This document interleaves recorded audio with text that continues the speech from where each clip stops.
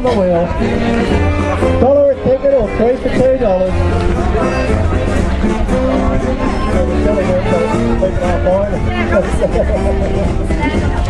Try your luck on the wheel. $1 a ticket or 3 for $2. We need your support. Well, my name is Bill Vickers and I've written a book about Dutch migrants who settled in the Illawarra, that's near Wollongong. There are stories there of 12 families, their difficulties and their eventual triumphs. The people also who settled there, they worked in different areas, they came from different parts of the Netherlands. The book also talks about the Dutch Australian Society in Wollongong, its history, 56 years now, 57. And it also tells about the Dutch choir that existed down there, still exists, and about the CDMA, the Catholic Dutch Migrant Association. I had to choose families which were of interest. I actually interviewed more than 12 families, but the most interesting ones are published here, because I had to make the book interesting to other people as well. What's your favourite of all the stories? Well, probably Zuiderwijk. It's the last story in the book because the name starts with a Z.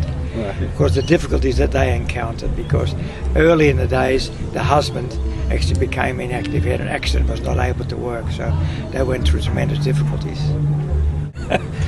One family lived in a tent, and one stormy day in August the tent got blown away, and next door to them was another Dutchman who had just bought a crate, which was a crate that brought furniture to Australia, and he said, well, you can move into that for the time being, at least it's dry. And they lived in it for 18 months, would you believe? Would you think all those people, that they're all happy ending stories, or most of them? Are they satisfied? Are they people that... They are.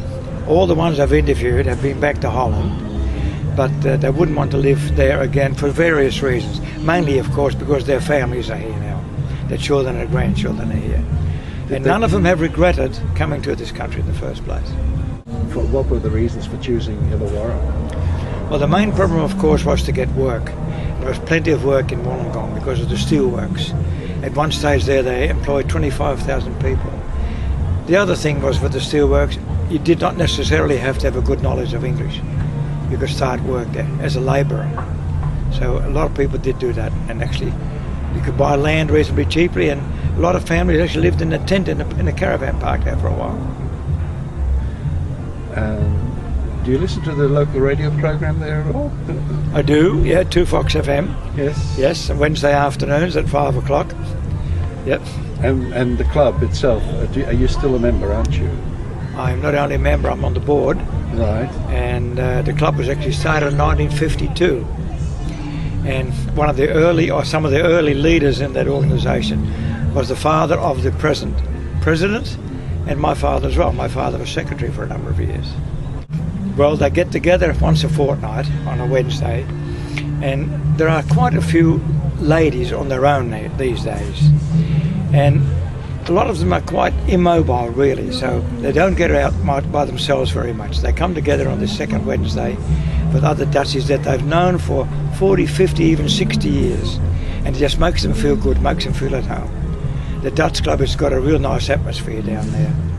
I've heard a success story about the young people having a special day there not so long ago.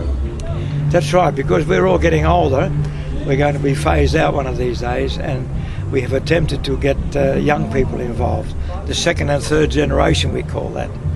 And we've had a couple of successful evenings where 70 or 80 young people turn up.